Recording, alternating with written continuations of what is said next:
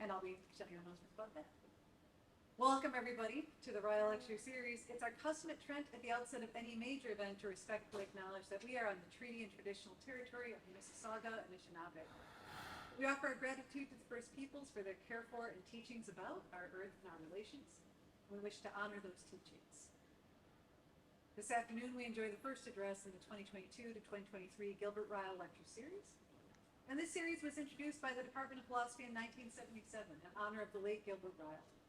Before introducing the speaker, we want to acknowledge that this year's Ryle Lectures were made possible by the generous support of the Louis and Paul Rourke Philosophy Endowment, the Kenneth Mark Grain Chair in Ethics, the Philosophy Department, Lady Eaton College, and by friends, alumni, and members of the Philosophy Department. Each year, the Ryle Lecture Series are delivered by a distinguished scholar on a topic related to his or her research. This year, our guest is Professor Jennifer Nagel of the University of Toronto. Her choice of title for the whole series is New Frontiers in Social Cognition. I want to add that although we typically do this each year, Jennifer Nagel is in fact our first Ryle lecturer since pre-pandemic. Jennifer Nagel has been professor of philosophy at the University of Toronto, specializing in epistemology and philosophy of cognitive science. She's also held visiting positions at Australian National University, the École Normale Supérieure in Paris, the Institute for Advanced Studies in Jerusalem, and All Souls College at the University of Oxford.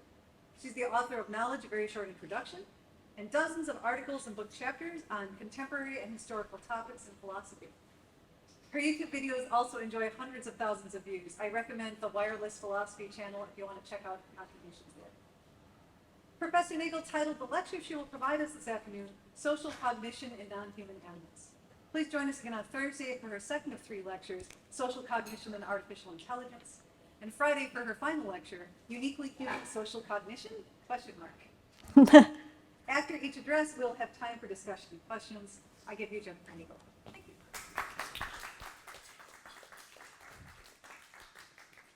Thank you so much, Kate, for that terrific and warm introduction.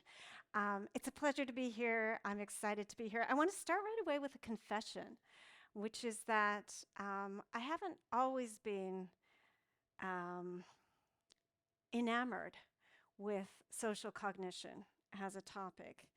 As an epistemologist, I think my approach for many years was very much an individualistic one, right? So I thought of the question of whether somebody knows something, like whether there's an apple on this chair, as a question that you could settle entirely by thinking of one agent, one mind, in confrontation with this fact in the world, in the absence of any other agent, any other mind. You could be, solitary consciousness in the world with this one thing. You see it too, right? I mean, the recognition that sometimes maybe if I hold it up, right? The recognition that sometimes it starts to seem to make a difference to us, whether or not other people can also see what we take ourselves to see. That was the first step that pushed me in the direction of a deeper consideration of social cognition. And I've in recent years come to think that understanding our place as knowers who live among other knowers, as agents who live surrounded by other people who also have knowledge and who have misconceptions, true and false beliefs of all types. Understanding our position socially is actually a way to make significant progress in epistemology. So although this is, theoretically a series about social cognition, it also has, as I hope you'll see by the end, an agenda of maybe making some progress on understanding the nature of knowledge as well. It's an exciting time to be thinking about social cognition. When we think about the processes that get us in touch with things like that apple and our sensitivity to whether or not other people are also in touch with the apple, we can think about processes like gaze tracking, which we have in common with many different species in the animal kingdom who are highly conscious of what other animals are paying attention to. agents like meerkats have a lot in common with us. We are, after all, animals, as well as intelligences. There are, of course, differences between us and the other animals. I mean, we have natural language. We can play complex strategic games beyond the reach of other primates. But recently, of course, another category of agents has entered the scene, and they have language as well. They're finishing our sentences for us. Maybe sometimes they're starting to write our essays for us.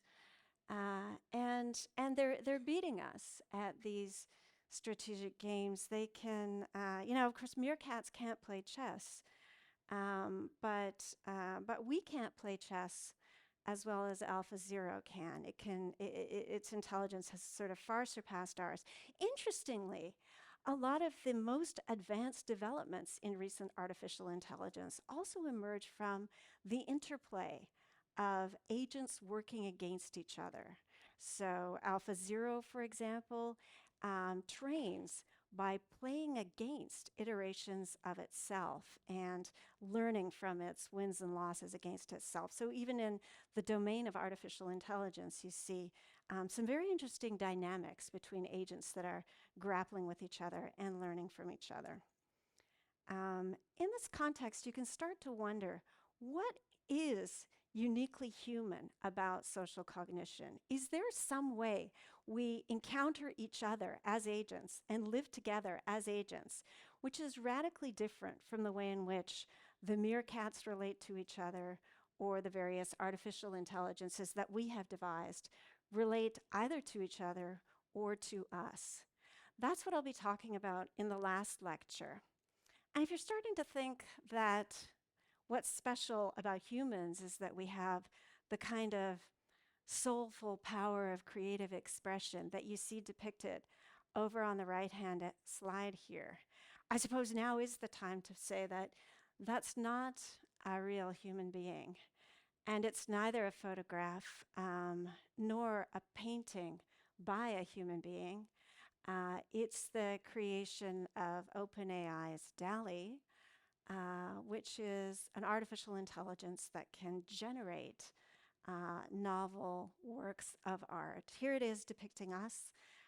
We'll be talking about it tomorrow, and we'll be talking about what's different between us and it the night after that. But first, tonight, non-human animals. They've been around for about 600 million years. You go back about 600 million years, you get the emergence of the first self-propelled motion in living things. And my guess is when you look at this slide, your eye is drawn to the right. There's something more interesting, something more exciting about the living things that you see in the pond on the right-hand side. One of the things that's interesting about them is that they move in a more complex way. They don't just get driven around in ways that obviously conserve the law of conservation of momentum.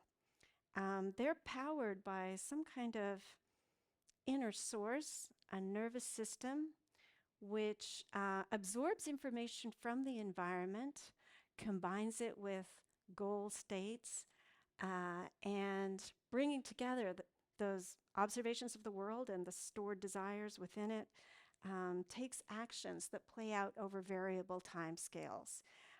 When a rock tumbles into a pond, there's a very obvious progression of events that happens within a very strictly dictated time series. When an animal pursues a goal, that's something that happens over a much more extended period of time and in ways that are influenced in subtle ways by what the animal is seeing as it moves. All predator and prey species are in a kind of arms race with each other.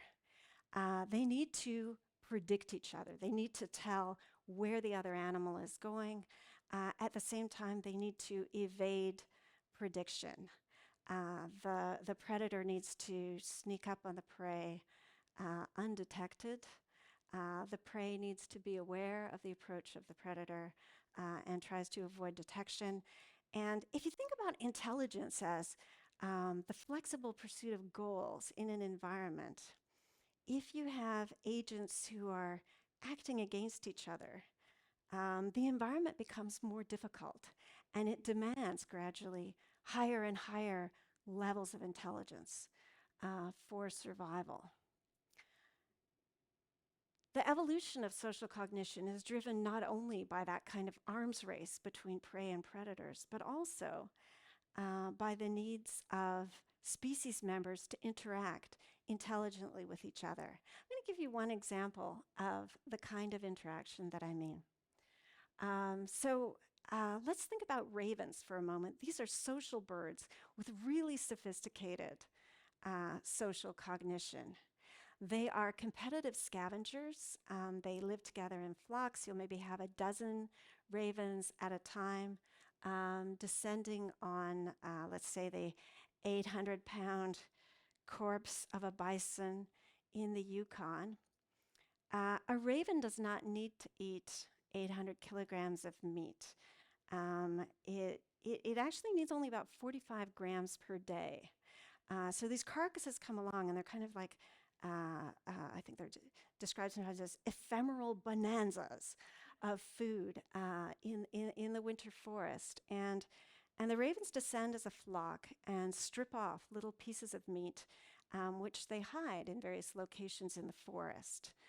Ravens don't have a sense of smell, but they have absolutely excellent spatial memory for where they have hidden things. They also have a problem, and it's a social problem.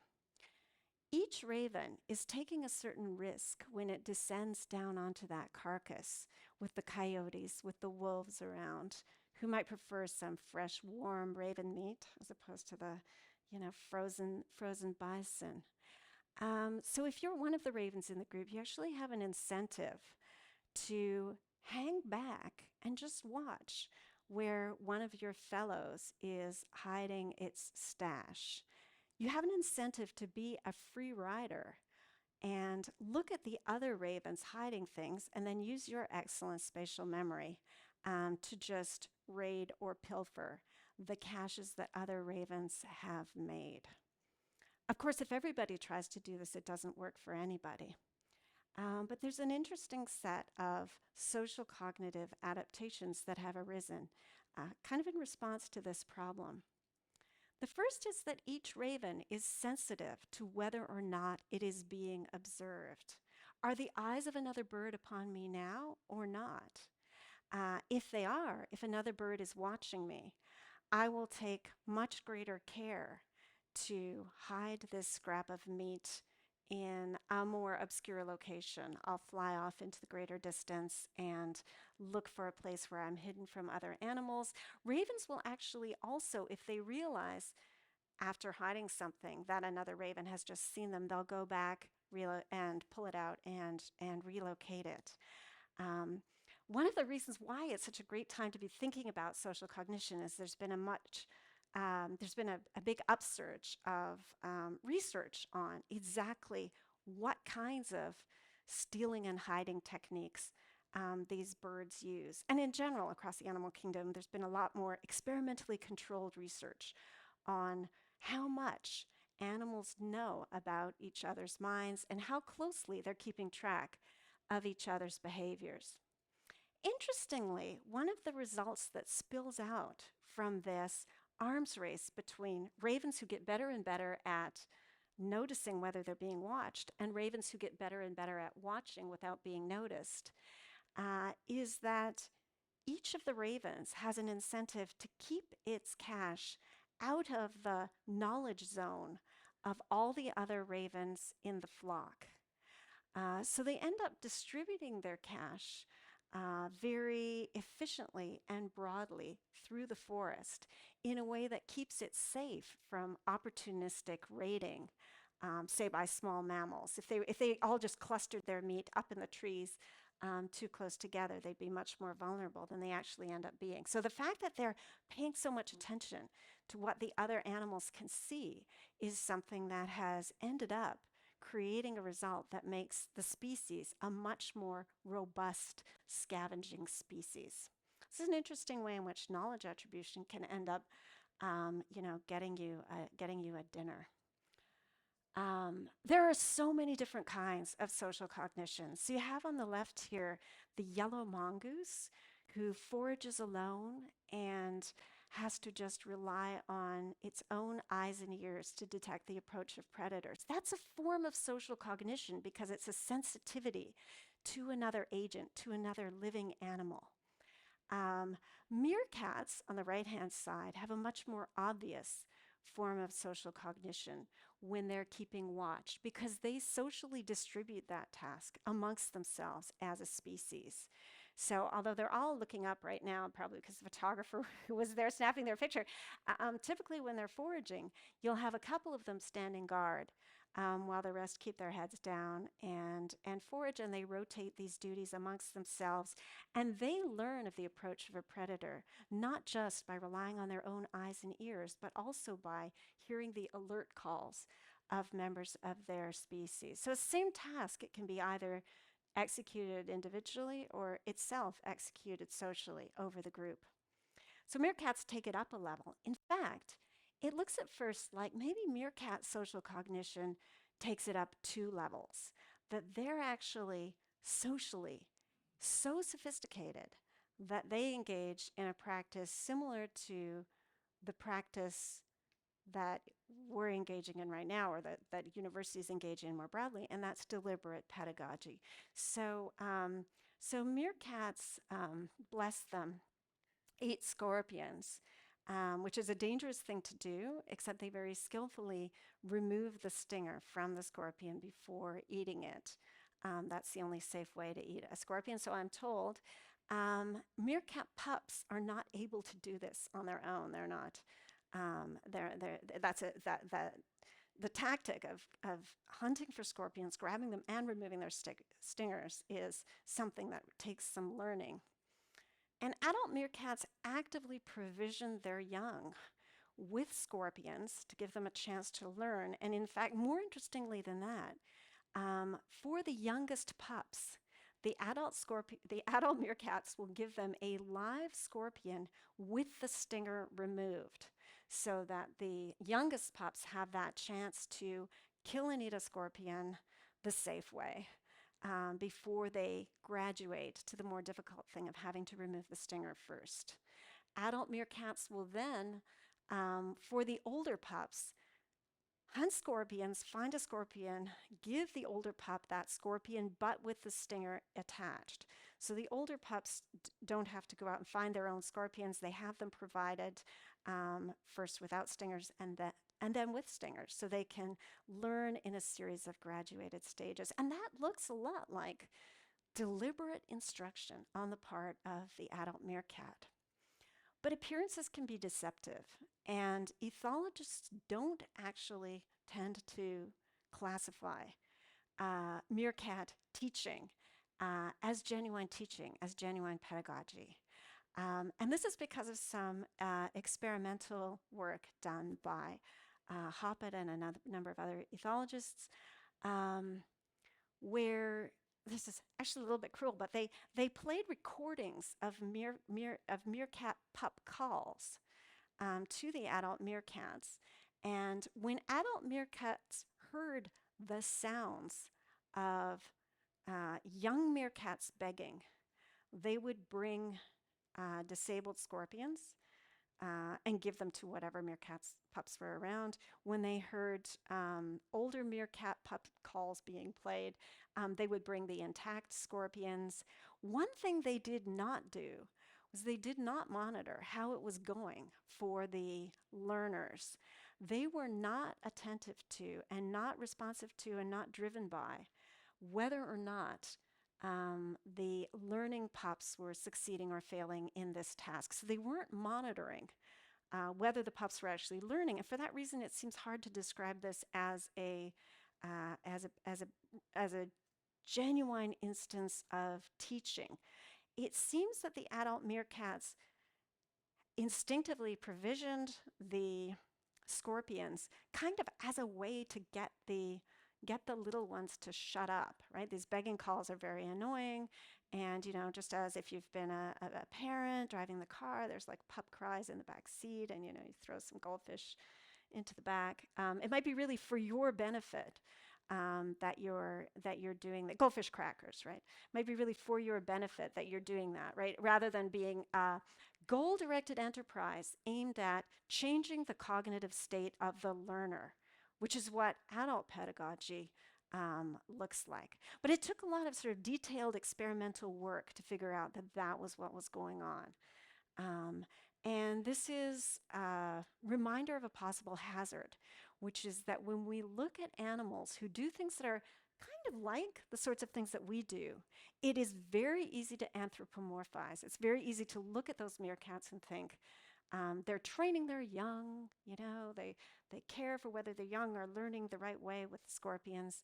And if you look more closely, maybe what's going on with them is a little bit different from us, however natural it might be to see them on the human model. So that's a lesson I want to keep in mind as we look at the thing that I'll focus on today. So now we're getting back to my favorite stomping ground, epistemology. So today what I want to look at is a contrast in the social cognition of humans and other primates. I want to get to the animals that are most closely related to us. And there's just like this one little thing that they do a bit differently from what we do. And I want to zero in and focus on this. So first I want to persuade you that primates all track what other agents around them can see right now. I'm actually quite conscious that sometimes I'm occluded, but all primates are sensitive to whether or not they can be seen by other primates around them and what those other animals can see. And as we'll see in a minute, primates are also sensitive to what other animals know, even when what you know isn't a function of what meets your eye at this moment. Humans are special in that we're the only primate that can track not only the presence or absence of knowledge, but also belief. We can keep track of when other people have a particular misconception, for example, and that's something no other primate can do. Chimpanzees can't do this. What they do is they treat false belief as ignorance. They also treat coincidentally true belief as ignorance, interestingly. And as a result, there's some predictions which are just incredibly easy for us, supernatural for us, and absolutely impossible for chimpanzees. So we're going to take a look at how this works and what we gain from being able to attribute beliefs that chimpanzees can't reach. It's going to be out of reach for them as a species. I'm going to start with a little background in theory of knowledge. So I have a very minimalist understanding of knowledge. Knowledge is a certain kind of mental state which latches you onto the truth. It is essential to knowing something. To knowing, for example, that this apple is on the chair there. It is essential to being in a state of knowing that the thing known is actually true. You can have a belief which happens to be true, but where the truth of that belief is not essential to you having the belief. So the wishful thinker who just decides that his ticket has won the lottery, the draw has been held, the winner has not been announced, even if he's right, he doesn't know if the truth of his belief was not essential to his being in the kind of mental state that he was. I use the word ignorance just to mean absence of knowledge. It's not something in any way pejorative. There's different kinds of ignorance. There's 3 different kinds. If you have a certain question, like, is the apple on the chair? You could have somebody who has no belief about this at all. We could phone somebody in California and ask them if they think there's an apple on the chair. They're like, I don't know. They could have a false belief, right? They could think there is no apple on the chair. They could know, or they could be in this kind of interesting zone here of having a true belief that falls short of knowledge. Sometimes if you trick people, then trick them in a sort of double trick way, you can get them into that zone, and that's going to be experimentally quite important for us. You might think that simple animals care about this red line here. They care about whether other agents have got it right or not. It doesn't really matter if the animal that's chasing you has a true belief that falls short of knowledge, that you're hiding in a certain location or whether they know, you might think that that's the line that's really important. Has the other animal got it right or not? Actually, it turns out in non-human animal cognition, this bright yellow line is the line that's important. This bright yellow line is the line that all animals other than humans are able to, sorry, all primates other than humans are able to track. Not all species can keep track of all of these distinctions. There, crows can, ravens can, lots of primates can. There's lots of other animals who can't. But we'll be looking at animals who can keep track of this line, but can't draw these other white lines that humans can draw. This all sounds very mysterious, but I'll show you some experiments that will walk us through this territory. We'll start with some simple observations about gaze tracking. There are three kinds of gaze tracking. One is direct gaze. So if I actually make eye contact with you, there's something very interesting about that. It's necessarily mutual. If you make direct eye contact with someone, one of the things you know about this is not just that you can see them, but also that they can see you. And that's exploiting the symmetry on the two sides of the eye contact equation. Because you're a creature like me, if I'm making eye contact with you, you're making eye contact with me. And that is an incredibly important kind of contact for prey and predator species, right? You have this moment as a prey animal of trying to sneak away, the mouse trying to sneak away from the cat. But when the cat's eyes lock on your eyes, you know you've been made, you've been caught. You know at that moment that there's going to be a sudden radical difference in the animal's behavior. It's going to have to pounce, and it knows that you know that it's seen you. It knows that it's going to have to pounce because you've seen that you've been hidden. You've been seen. So you're gonna try to run randomly away in an unpredictable direction. Okay, so direct gaze tracking is all over the animal kingdom. Deictic gaze tracking is the kind of tracking that registers whether someone in your presence is looking at something in your immediate field of view, right? And that's a way that we can, for example, refer to objects by looking at them and trusting others to follow our gaze. Geometrical gaze tracking follows gaze to objects that are outside our direct field of view. And I'll give you an example of the kind of research on this. Shows a little bit about how it works. So monkeys and apes, if they're facing another animal which is looking at something over their shoulder, they will turn to look at what the facing animal has seen. So Michael Tomasello did a bunch of work where he'd have a trainer approach some chimpanzees, one of whom had his back to the trainer, and he would hold up an orange, and if there's some chimpanzees facing the focal animal, they look up at the orange. And this guy down here with his back to the trainer turns around to see what's been spotted, what's there.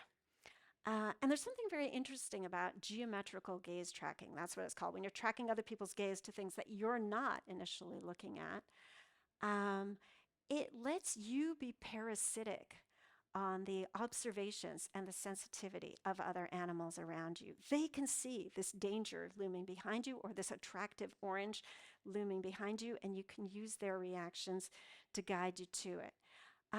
So here, if you have agents A and B, and B is looking at the snake, which is behind A, if A can read B's reaction and understand its directionality towards that danger, A is effectively expanding her visual field by reading B's reactions. So this is a little bit like being able to use a rear view mirror or a side view mirror to see things that are behind you. It's a bit of a skill, right? It's not something that you necessarily grasp immediately. It can take some development, take some practice. So geometrical gaze following is not seen in 2-year-old chimpanzees, but in older animals you will You will see that. Um, so this is something that other primates can do. They can read each other, not just with respect to things that are immediately visible, but also with respect to things that are beyond sight. Um, but here's a huge difference between them and us. Uh, we do this in a controlled and deliberate way. In fact, we even manipulate each other to, it's like we ask the other person, can you like hold up a mirror there and show me something that I can't directly see for myself? Um, and we'll talk more about that on Friday.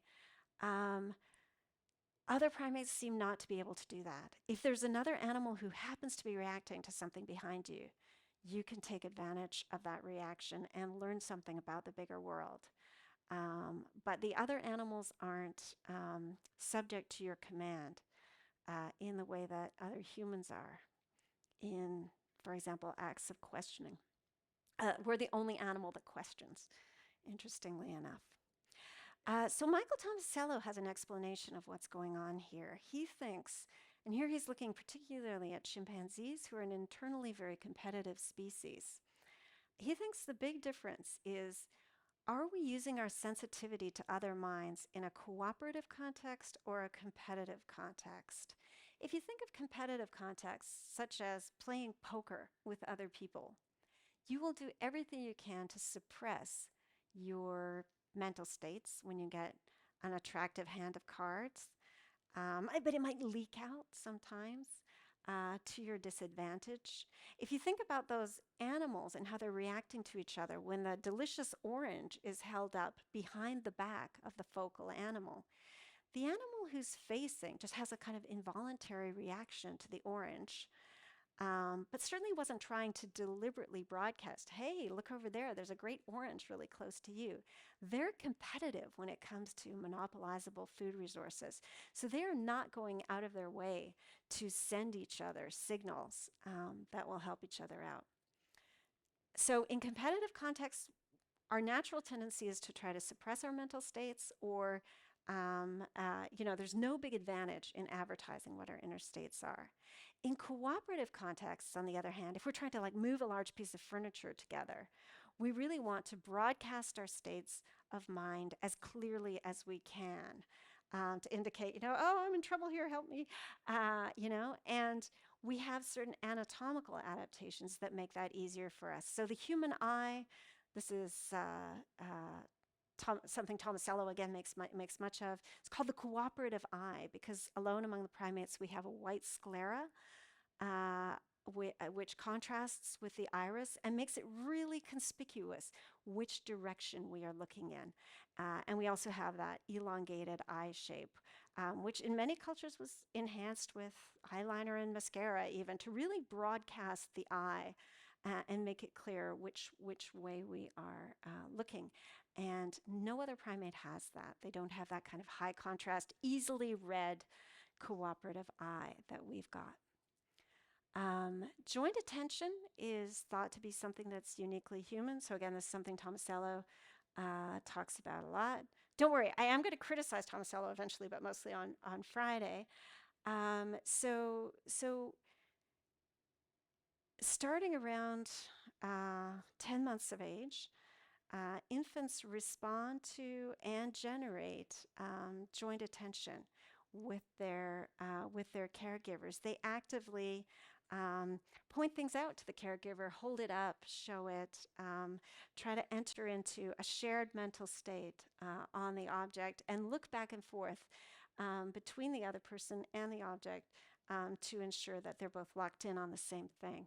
And that's something that chimpanzees don't do. And in fact, they also don't really respond to pointing.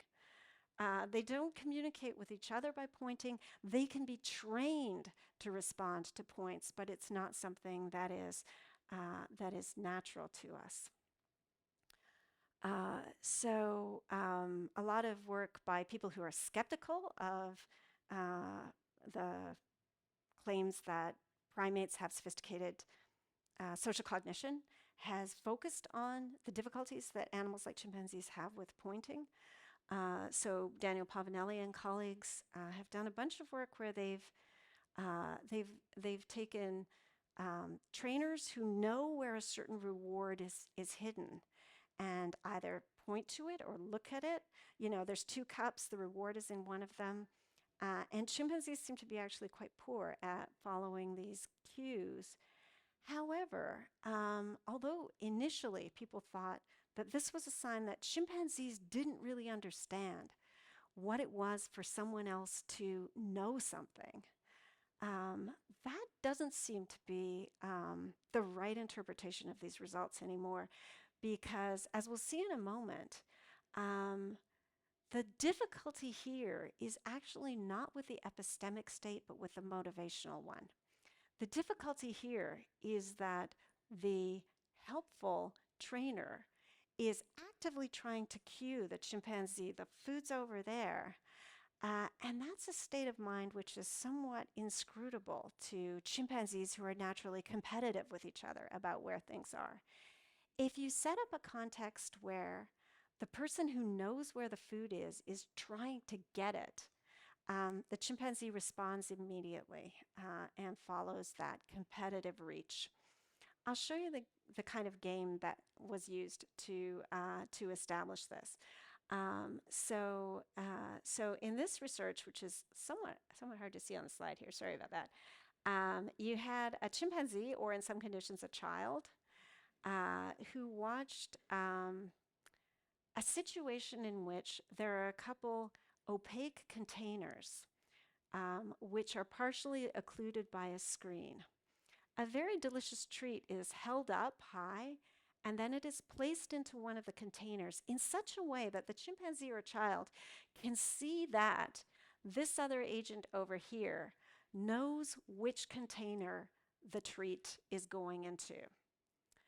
And at the same time, the chimpanzee or child here cannot see for herself which container the treat is going into, but she sees that this other agent has that clear sight line into where the treat is going. And then the gates are opened on both sides, and these parties can reach for the containers. And there's a trick, which is that in some conditions, while this competitor's view is briefly occluded, they turn maybe and look behind themselves, the experimenter quickly switches the position of the two containers. And then they're given a chance to reach into that central arena. If the containers are switched when both parties are looking at them, then as this competitor reaches for the container which has the treat in it, the chimper child over here also reaches for it. That is, they register, this guy knows where the food is, and they want to go for it as well. On the other hand, if the containers are switched while the other competitor is distracted, then this chimp over here just reaches at random. If it's a 6-year-old child, on the other hand, the 6-year-old child does a very clever thing. The 6-year-old child reaches for the other container, right? Because since the containers were switched, when this competitor was distracted, if this competitor thinks that it's the one over here, the child knows that's a false belief. The treat must actually be in the other container. So that's an inference that children can make, and other primates can't. They can't make that inference from a false belief. They just treat conditions of false belief as conditions of ignorance, so they just reach randomly. But they can keep track of whether the competitor knows where the thing is, even when they didn't see for themselves where it went. They use the reach of the more experienced competitor as a guide. There's some similar work which sort of further probes what subordinate animals can know about dominant animal knowledge. So in a series of experiments that Brian Hare pioneered, you have your subordinate animal over here who sees food being hidden behind one of these screens. If the window is open as the food is being placed there, so that the subordinate animal sees that the dominant animal knows where the food is, then the subordinate animal will not challenge that dominant for the food when they're both released into this area. If this window is closed so that the dominant animal didn't see where the food goes, then when they're released into the central area, the subordinate will nip in there and grab the food, rightly treating this animal as ignorant, right? So this paradigm takes advantage of the fact that the subordinates will not challenge a dominant for food, and the subordinate anticipates that if the dominant knows where the food is, then that would be a challenge if she went for it. Now you might think that this animal just perceives this food as dangerous or having the evil eye upon it if a dominant animal has seen it being placed there. But in fact, there's something more sophisticated going on, because if this dominant animal is taken away and another dominant animal is brought in, the subordinate rightly treats that new dominant animal as ignorant of where the food is. So this fact, the food is over here, is tied to the very specific individual who has witnessed it being placed there. So that really does look like a knowledge attribution. And that's something you see in chimps and in a number of other primates, including rhesus monkeys. Now you might be wondering, I keep saying that they can track whether their competitors know the location of hidden food. You might be thinking, maybe they're afraid to go for it because they think this animal over here has a true belief about where the food is. How do I know that it's knowledge as opposed to true belief? Because after all, if you have a coincidentally true belief that the food is over here, that's where you're going to go when the cage doors open. So how can I tell that there's a difference? Well, we've got to get into some conditions which pull apart knowledge and true belief. And fortunately, epistemologists in the house know that there are some conditions where these things come apart, where you have that true belief, but you don't have a state of knowledge. So I'm going to be talking about some experimental work on that, on those kinds of conditions. And the one thing that's a little bit awkward for me is that this experimental work was developed by people who, at this time, in 2016 at least, were arguing that non-human primates can't track the line between knowledge and ignorance. What they were suggesting is that, you know what, maybe non-human primates just represent something much cruder. They represent something called awareness relations. And when objects are moved or something like that, then, and I should say, back in this paradigm, if you moved the food to the other side, so that this animal would have a false belief about where it was, if you moved it while the door was closed briefly, the subordinate animal could not take advantage of the dominant animal's false, couldn't take strategic advantage of the dominant's false belief. They're not able to do that. Okay, so maybe they don't really track knowledge and ignorance. Maybe they just track something like awareness relations. What I'm going to do is I'll show you the experiments, and I'm going to argue actually these experiments do show tracking of the knowledge-ignorance line if you think carefully about what knowledge is. And if you recognize that there can be cases where a creature has a true belief but doesn't have knowledge. Maybe that's what's going on in these situations.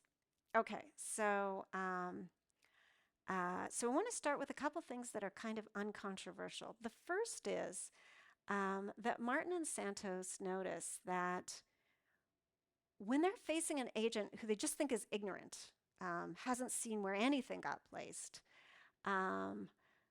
a non-human primate expects no particular behavior. So if I hide a treat in either container A or container B, when another chimpanzee is out of the room and then that chimpanzee is brought in, a chimpanzee who's been sitting in the room all the time does not expect the new chimpanzee who just came in to go either for A or for B. They're just random in terms of their anticipatory looking, for example. They have no particular expectation about where that animal will go. Whereas if that animal had been in the room when the food was placed, and everything was left stationary. Even if you take the animal out and bring it back in, the chimpanzee who's watching this whole situation will expect the knowledgeable animal to go for where the food is. Okay, another thing. Martin and Santos think that monkeys failed to predict the behavior of those with false beliefs for the reason that keeping track of false beliefs is really hard. Because if I have to keep track of like what your misconceptions are, okay, so now we've moved the treat from container A to container B while you were out of the room. If I want to keep track of your state of mind, I have to be thinking, okay, according to you, it's still in container A, but in reality, it's in container B, right? I have to keep those two perspectives separate.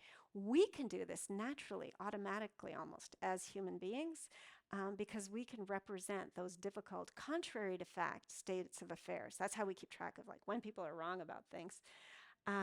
Monkeys and other primates don't seem to be capable of doing this. It's hard for them to, maybe partly even because they lack language. Keeping track of those decoupled contrary to fact contents seems to be beyond their reach.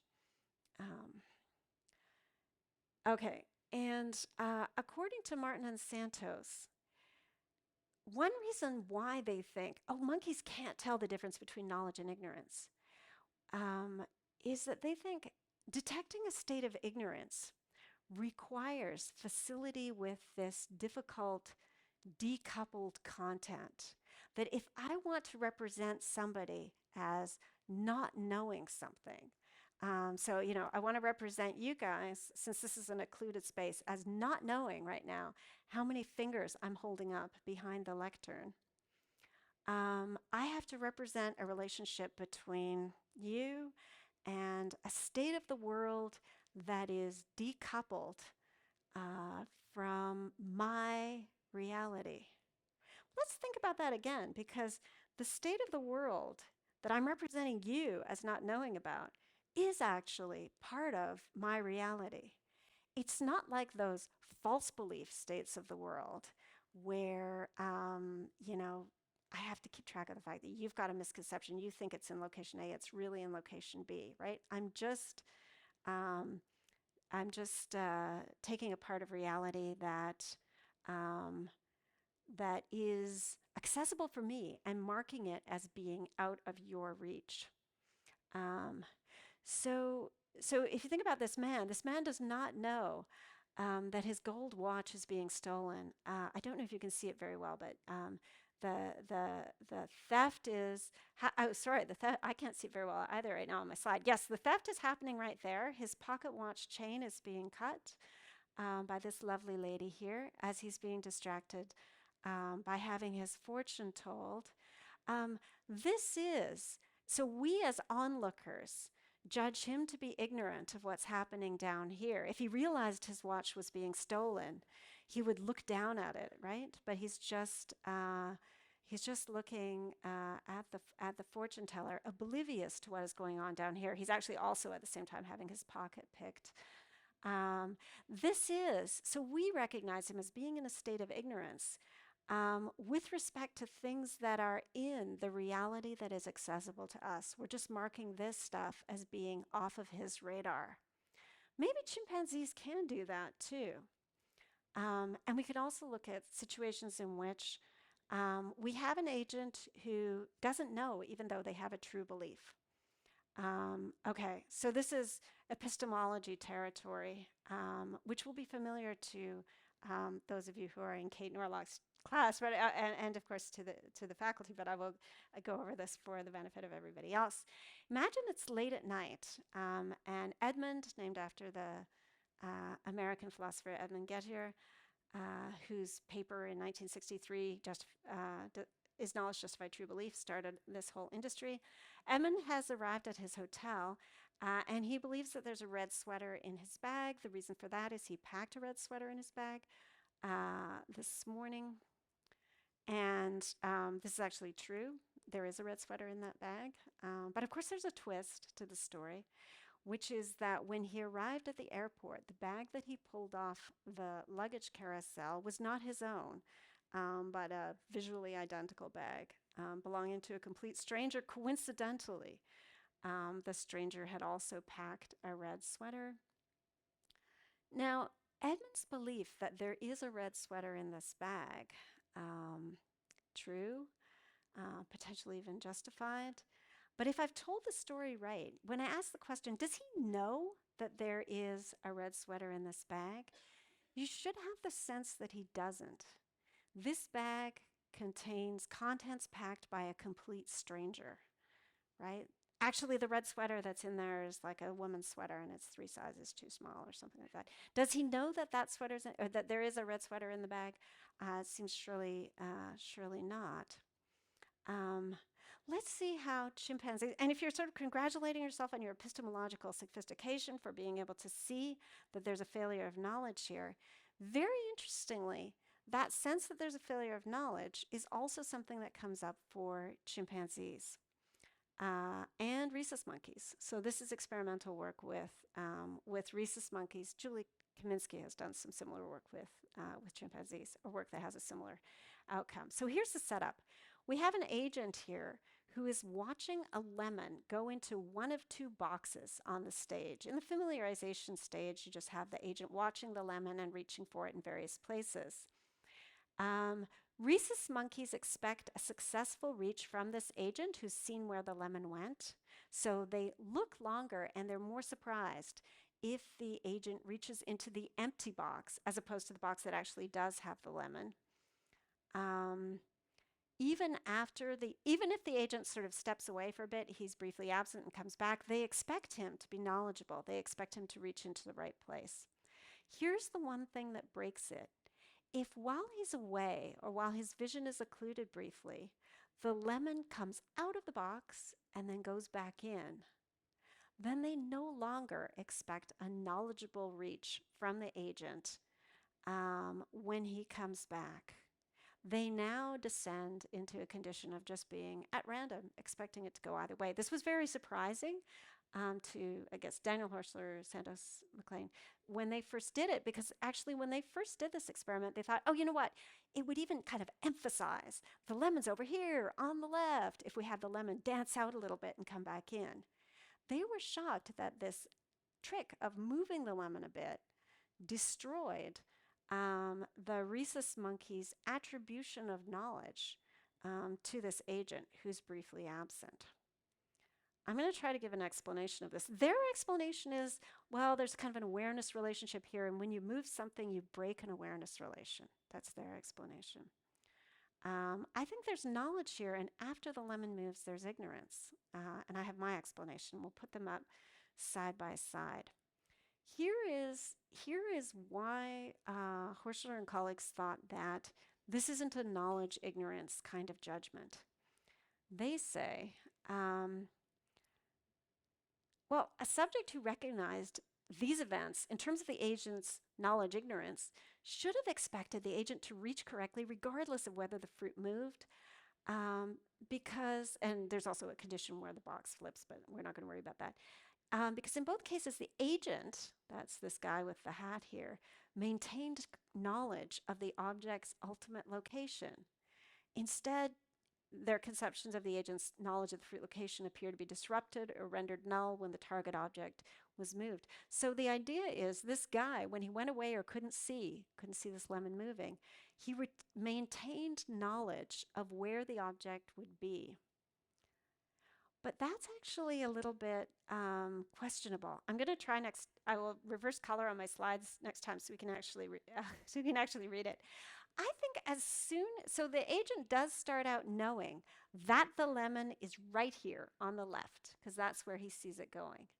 But I think as soon as the lemon moves, when he's not watching it, it's no longer the case that the lemon is right there on the left.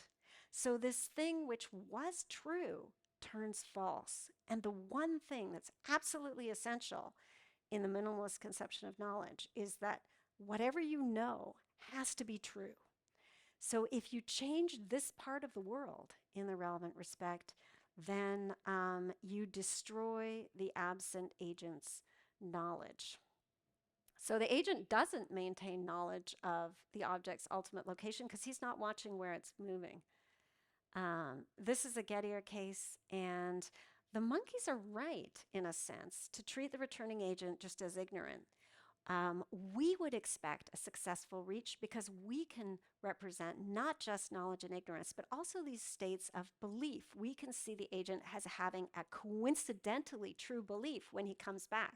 It's lucky for him that when he went away, things changed, but then they changed back to the way they were before. So for us, it's effortless to predict the agent reaching in the right spot. For the chimps and rhesus monkeys, it's impossible. Because they can track knowledge, but they can't track states of belief. So Horster and Santos and colleagues have this idea that it's just a brute fact that these crude awareness relationships are disrupted by physical movement of objects being tracked by an agent when this movement occurs outside the agent's awareness. So remember, these guys also thought that animals like this don't have a conception of ignorance, right? They just have these awareness relationships which are just canceled. They just disappear when things move. One of my objections to their line of thought is that this very idea of something happening outside the agent's awareness, that actually does invoke the concept of ignorance, right? So if you're keeping track of, hey, what is happening outside that agent's awareness, you are keeping track of what are the agents ignorant of, just as I can keep track of, what you can and can't see in reality. You could also worry that they don't really have a principled reason for explaining why awareness relationships are broken by unwitnessed motion. But we do have a principled reason for why agents' knowledge of location ceases when the lemon moves, which is that knowledge depends on the truth of what's known. As soon as you tamper with that truth, knowledge is lost. So we can wonder now why creatures have this very bizarre power to track what others know. Why do chimps and monkeys care that the animals that they're observing are securely latched onto the truth?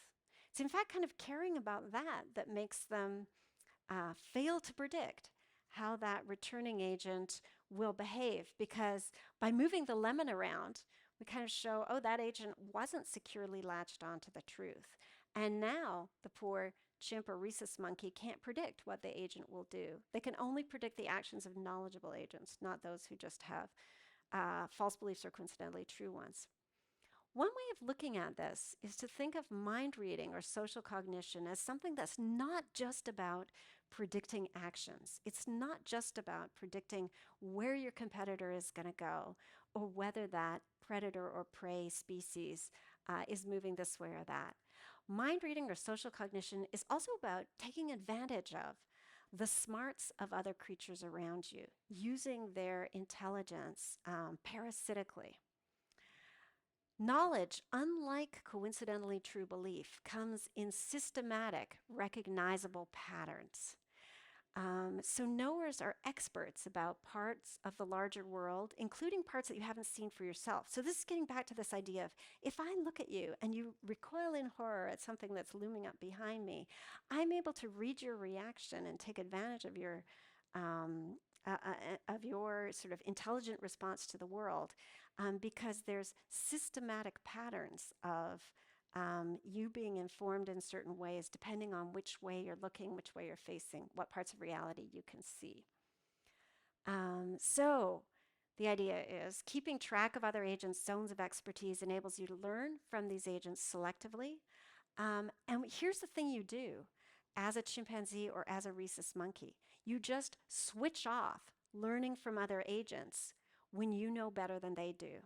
Or when there's an area of reality, like what's happening on the stage with the moving lemon, that now I know something about this that absent agent doesn't. He's not an expert in this zone anymore. I won't expect knowledgeable behavior from him. I won't be tuned in to learn from him. And if other animals are doing this, what they're doing is they're just switching off, learning from an ignorant agent. And when you do that, you don't need to track the exact content of what that ignorant agent believes. It just doesn't matter. If they're not an expert, if there's part of the world that you can see better than they can see it, don't look to them for advice.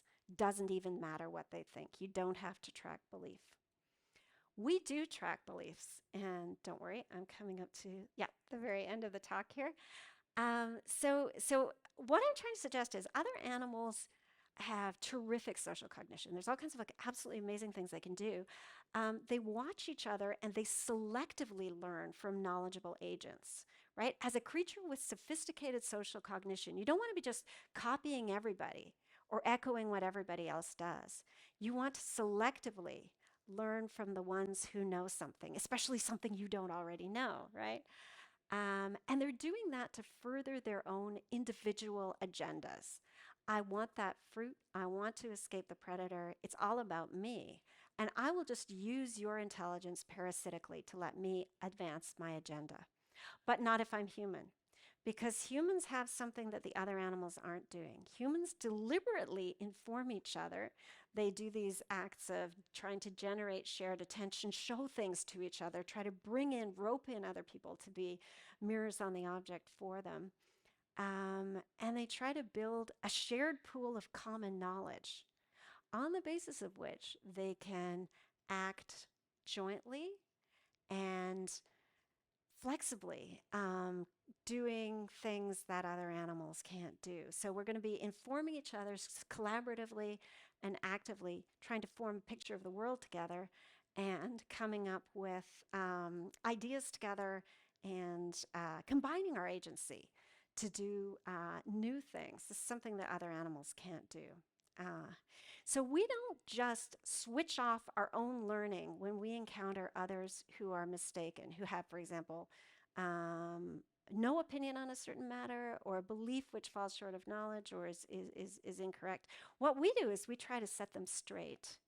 And to do this well, as I'll explain in the third lecture, we really need to distinguish what they know from what they believe. And maybe recognize that that distinction between what we know and what we believe is also active within us. We want to somehow combine knowledge and not just exchange potentially mistaken impressions of what's going on around us. In my next lecture, I'm going to talk about artificial intelligence. We notice that lots of other animals communicate, but only in a very restricted way. So other primates have deliberate control over their gestural communication, but it's virtually all imperative in character. They're doing things like making threat calls. There are animals like bees that can communicate with each other, but only about a very genetically restricted range of topics. So bees can really only tell each other about nectar, source, strength, and direction. They're restricted to that. We've got natural language. And it enables this flexible communication that lets us talk about anything at all. And that's something that makes it possible for us to have this socially shared agenda of pooling knowledge, putting our minds together, interacting with other agents actively to try and build a shared picture of the world.